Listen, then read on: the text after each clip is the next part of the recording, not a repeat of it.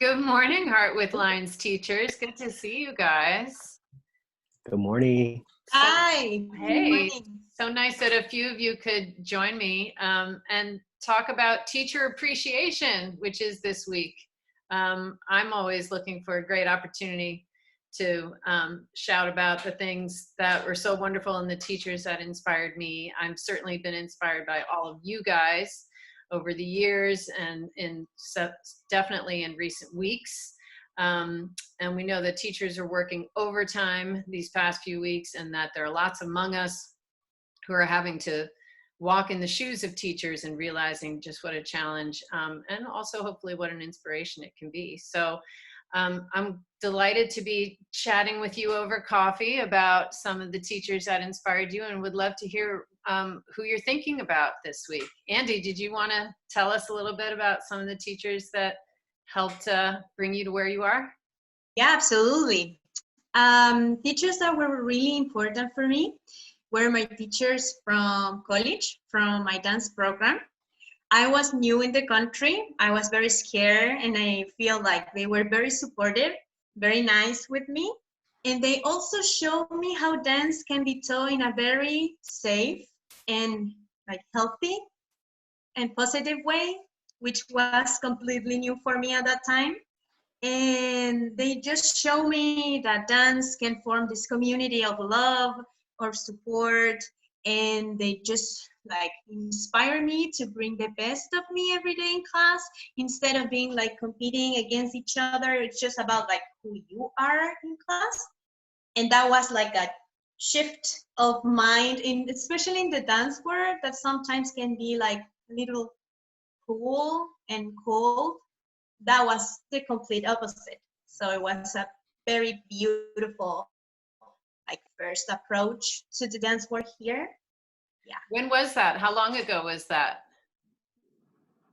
It was 3 years ago, and it was in Mills College in my dance program. Yay, Mills College. Yay. Yeah, and they also show me that it's so important to care about your students. Of course I care, but they show me that it's important to know about their personal histories, the background, their environment. They care about our emotions, about ourselves. And that made me feel seen and heard. And that's something that inspired me a lot. And I always want to bring that into my teaching, seeing my students, know about them, know about what would work for them, maybe what works for somebody doesn't work for any other student. So yeah, made them feel like they're important and valued in space. Do you want to give a shout out for any particular teachers? Yeah, of course, to Melissa and Sheldon, Sonia, and Anne. Yay, Mills College. Thank you so much. Awesome. Yay. Awesome. How about you, Lacey? Who are you thinking about this week? Oh my goodness, I am thinking about so many people, because I've had so many wonderful teachers over the years. Like Andy, I was very inspired and supported by the teachers at the College of Charleston, where I got my undergraduate degree. The faculty members there, kind of a similar transition from a not so friendly dance environment to making me realize that dance can be so much more, and there's so many different possibilities. And then in recent years, since moving to the Bay Area, I have been so fortunate to have some really lovely mentors like yourself, Mary. Aww. And Katie Kruger, Jill Randall, just to name a few, some really, really inspiring educators that have just helped me take my teaching and my dancing to the next level. And also all the teachers I work with, of course, Kyle, Andy, you guys are wonderful and inspiring to be around. And then from my work with lines in public schools, I've seen some really fabulous in-school educators that have just, inspired me in a different way, the way that they they care for their students and they're with them, 7 hours, 5 days a week, and working after school and supporting them in a much more in a bigger capacity than sometimes we as dance educators are able to. And so that's really inspiring, just to see the way they care for their students and the way that they approach their classrooms. And yeah. Cool. Yeah, people are really doing double duty, extra overtime, staying connected with their students, getting lesson plans out, working on new platforms. It's really impressive and stunning to see what everyone's capable of, and also how much support they need from the rest of us too. Kyle, who are you thinking about this week? I have four people, a fantastic four that come to mind for me. Actually, five. Let's make it a fab five. Because to echo Lacey's sentiments, school teachers are really in my mind right now. Being a school teacher myself, now I see the burden and the workload. Yeah, especially if they're in the dance program, like in their school. So I think of my school teachers, Wendy Jones from Lowell High School, who really introduced me to other forms of movement outside of hip hop. And then that carried on through my college career. I'm thinking of Kathleen McCarthy and Dr. Alberta Rose at San Francisco State University, who really nurtured me and like taught me the importance of the work ethic and discipline and business behind movement and dancing and teaching in general, that, it really made me think not only creatively, but realize that an artist has to have, structure. And where that structure carried over was in working with you, Mary. I'm constantly introduced to new forms of teaching that, like, after 12 or 15 years, I'm still feeling like a new student, or continuously wowed by the exercises and perspectives and information that you provide us with. And all of that kind of creative pedagogy teaching lives in one place with the four of you. And then I think a teacher that is constantly in my mind, and I'm a huge admirer of, is a colleague and my boss at NorCal Dance Arts in San Jose, Tanya Kuzia, who actually gave me like one of my first jobs ever when I was a teenager.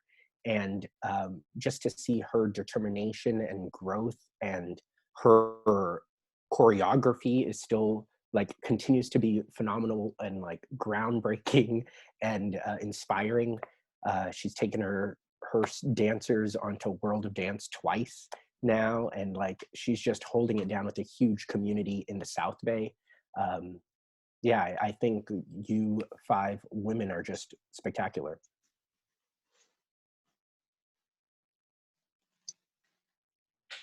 Honored to be in that super stellar crew, so thanks for that, Kyle. Jordan, are you with? Oh, bye, Andy. Bye, Andy's Andy. gonna go. Jordan, are you with us? Bye. I have my video turned on, but I think it's something wrong with my computer, that my little light next to my webcam is not working. So I don't know. Well, can we give you just a minute and we'll check in with Alessandra? Yeah, I might have to just Hi. restart. Sorry, I was late. I was totally little bit Can you woke up a little bit late your this video, morning. Alessandra? A second, I'm just trying to deal with all the mechanics of it. There you go. So we're recording already, Alessandra. Thanks for joining. We're recording. Hello. We've done a little bit of a round robin. Andy had to leave already, and she talked about her teachers at Mills, which up to Mills. We've heard from Lacey and Kyle about some of the teachers that have been instrumental in their pathway, and we're curious who you're thinking of during this week of teacher appreciation, right off the heels of Bay Area Dance Week, I might add. Yeah, and also right off the heels of like International Dance Day. So. Exactly. So who are you thinking about when you're thinking about appreciating your teachers? So I was really struggling with who I was going to talk about because I have so many teachers, I think, that have impacted me in my journey. And it's really hard to just pick one. And it's really easy for me to look at and say, I can talk about each and every one of them and say how they've influenced my journey as an artist and as a dancer and as a teacher. But I know I had to talk about one. So I'm going to stick with, when I went to UCLA, I had a professor named Victoria Marks, and I felt like what she did for me, which was so inspiring, was that she gave me opportunity as a dancer and as a young dancer and wanting to be a dance artist. And I felt like that was so important to me at that stage in my life, because I felt like as a young person, coming from a Chinese background, being a minority, coming from a background of maybe having, ADHD, it was very easy. I was always told like, you're not really up to par, or there wasn't like a lot of opportunity for me. I was raised to feel like my only options were really to be a mathematician or be a doctor or be a lawyer. And I felt like this professor, Victoria, she, when I went into the dance program, kind of still expecting that I was going to do a double major and not have dance really be an integral part of my life, she gave me this opportunity to actually work professionally in sort of a more professional, semi-professional environment and through dance projects. And through that, I felt like she influenced me in teaching me how to navigate a classroom, how to navigate a choreographic process, and instruct and lead people. And that was really important to me in that experience. And not only did she do that, she went up above and beyond. She motivated me to look into a minor into disability studies, and to learn about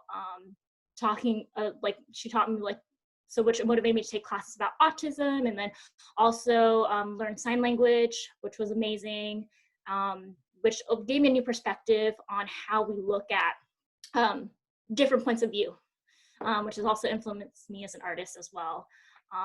And she's also the reason why I went to London Contemporary Dance School, because she had taught there, and she wrote me my letter of recommendation, and all sorts of things came from that as well, which was really important.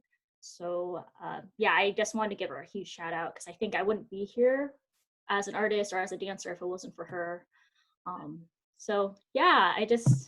And it's hard, like I said, because there's just so many different artists and different people who have influenced me and has taught me a lot of different things. But I think the biggest part for her, and what I've taken away from that, is inspiring your students is probably the most important thing that you can do for your students. And because if I think people think teachers are just there to give you knowledge and stuff you with different information, but if you don't have the inspiration to want to do something and you're not inspired about what you're learning, I don't think you're ever going to take that knowledge and really use it in the real world. Yeah.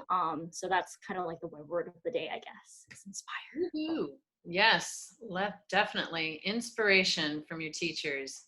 It's so wonderful, because it can come in so many different forms. Sometimes you can identify with them because they seem similar to you.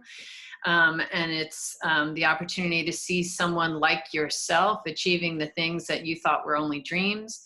Sometimes it's because your teacher is nothing like you whatsoever, and that can blow your mind that you can be different and achieve your dreams. I would think one of the most wonderful combinations is getting that information that is both, right? That you can be whoever you are, and I see you as a student who has potential, who has vision, who has creativity, who can be different and still contribute something meaningful. It's such an incredible gift to hear that from a teacher, or to even just see it modeled. Sometimes they don't have to say a word. Welcome, Miss Jordan. We're talking about the teachers we want to lift up this week. You're certainly one of them, as are all of you in front of me right now. I'm just wondering who you're thinking about as someone who's been a source of support, inspiration, maybe someone you've leaned on or just admired. Yeah. Wow. So many. Well, first off, I guess be remiss to start thinking about teachers and not think about my dad as a teacher that obviously teaches in college and biology and not in dance, but from when I was very young was aware that he was working and saw the work they did behind the scenes, and then brought that forth to being a student myself and noticing both my in-school educators and my dance teachers and thinking about, oh, well, I don't see them doing their outside work, but I see the teachers in my life that I live with doing their outside work, and connecting those pieces really early on made me very grateful from the beginning for the work that I maybe wasn't seeing teachers put in.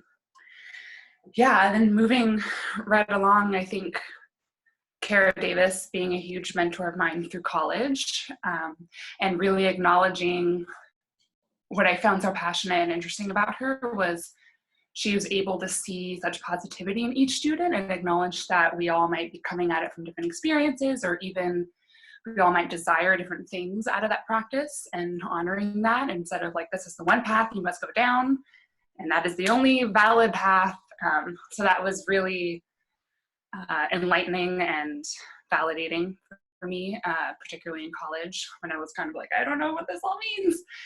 And then Holly Farmer, who worked with Cunningham for, like, quote, one of his last muses or whatever. I remember very distinctly taking me under her wing. And again, I felt very much like I was seen and valued, not just for my technique, but for who I was as a person and the ethic that I brought.